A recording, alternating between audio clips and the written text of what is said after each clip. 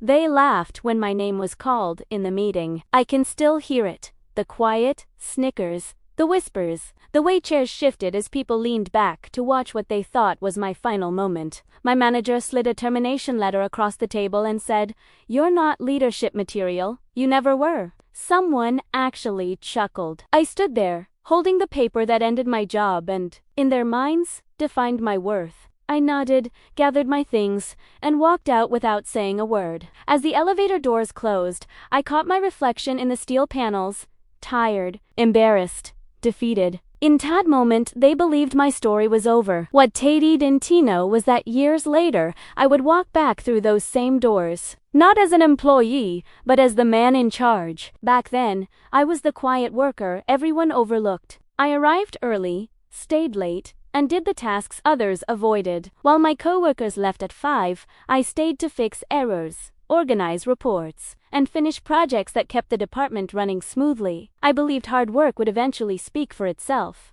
Instead, my ideas were ignored, my contributions went unrecognized, and promotions always went to louder voices, not better workers. The office culture rewarded confidence over competence, and favoritism over fairness. My supervisor often dismissed my suggestions before I could finish speaking, and once told me in front of the team, "Some people are meant to follow, not lead."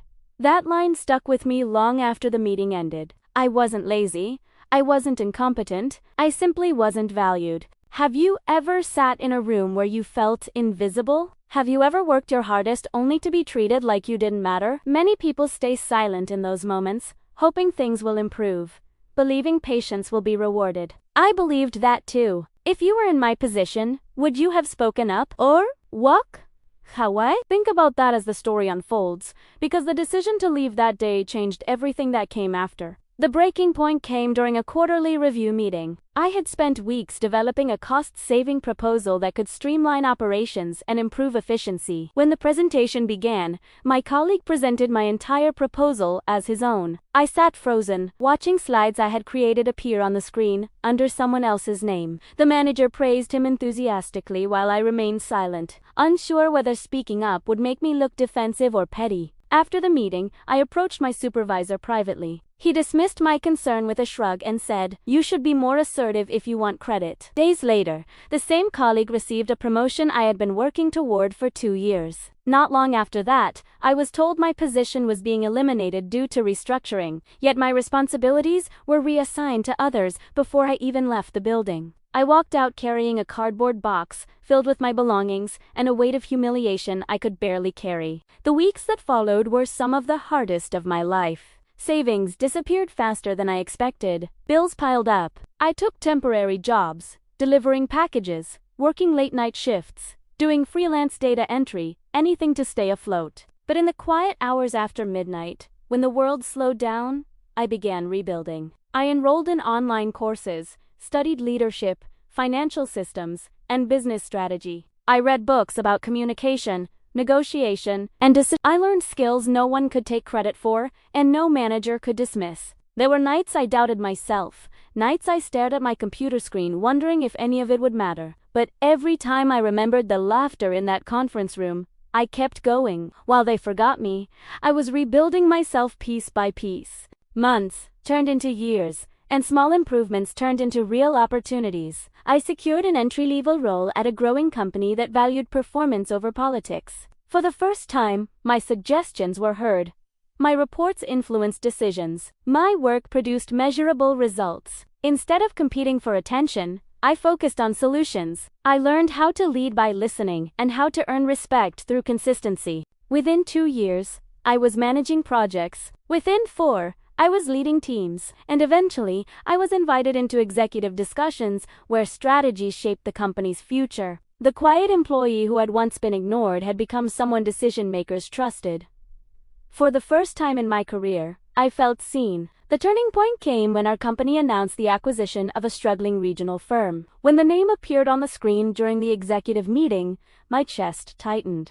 It was the same company that had dismissed me years earlier. Financial mismanagement and declining morale had weakened their performance, and our leadership team needed someone to oversee the transition. When the CEO asked who could step in and stabilize operations, all eyes turned toward me. I accepted. Walking back into that building felt surreal.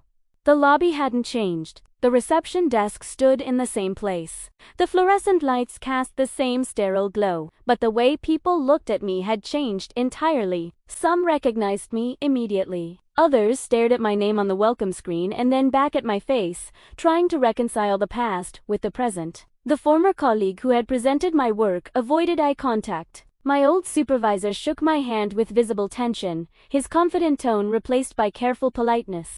And when I entered the conference room, the same room where I had once been dismissed, the room fell silent. This time, I sat at the head of the table. I didn't return to humiliate anyone.